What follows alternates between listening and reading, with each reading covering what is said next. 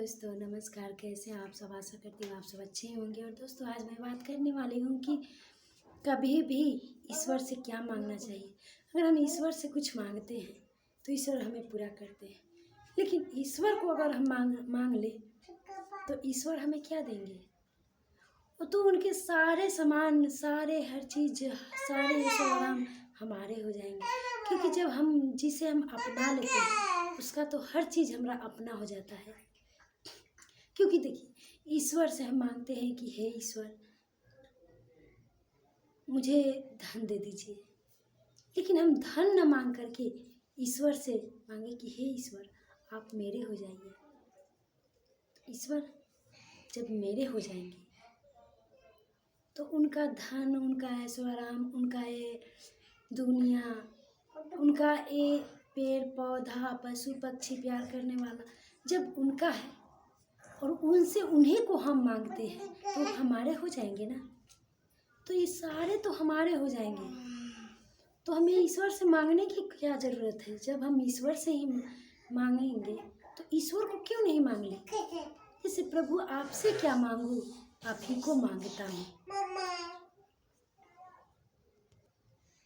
एक बार की बात है कि एक शिष्य, गुरु अपने शिष्य को अकिल ज्ञान दे रहे थे।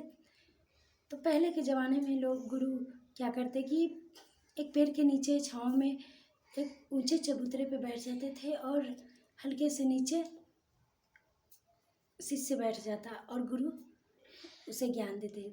तभी एक शिष्य बोला कि गुरु जी, जब हम ईश्वर से कुछ कामना करते हैं, हम उनसे कुछ मांगते हैं तो हमारे होठ हिलते हैं, हमारे ये जो त्वचा है इस पर अजब सी उभरापन आती है, मतलब हिलापन आती है। और जब आप ईश्वर से प्रार्थना करते हैं तो आप मूर्ति के जैसे हो जाते हैं, मूर्ति के भांति, आप कुछ नहीं मांगते हैं। तभी गुरु ने बताया कि देखो, मैं तुम्हें एक कहानी के माध्यम से बताता हूँ कि एक बार की बात है, हम एक राजा के दरबार में गए थे और राजा के दरबार में जो यूँ जा रहे थे कि द्वार पे एक भिक्षुक बैठा, फटे कपड़े पहनकर और अजब सी चेहरे, बहुत ही दुर्लभ और बहुत ही अजब टाइप का, और भूखा प्यासा, सिर्फ उसके आँखों में चमचमाता आँख दिख रहा था, बस इसके सिवा कुछ नहीं। और तभी राजा आया और राजा ने बोला कि कुछ मांगा नहीं? तो भिखारी ने बोला कि मैं क्या मांगूं, अब तो बिन मांगे ही दे देते हैं, तो मैं क्या मांगूं? अपने तो मेरा वेशभूषा, मेरा स्वभाव, मेरे शरीर का ढांचा देखकर ही आप दे देते हैं, तो मैं आपसे क्या मांगूं? गुरु ने अपने शिष्य को बताया कि जब हम ईश्वर के पास, जब हम प्रार्थना करते हैं, जब हाजिरी लगाते हैं, तो वो बिना मांगे ही देते हैं, क्योंकि उनसे मांगने की कोई आवश्यकता ही नहीं होती।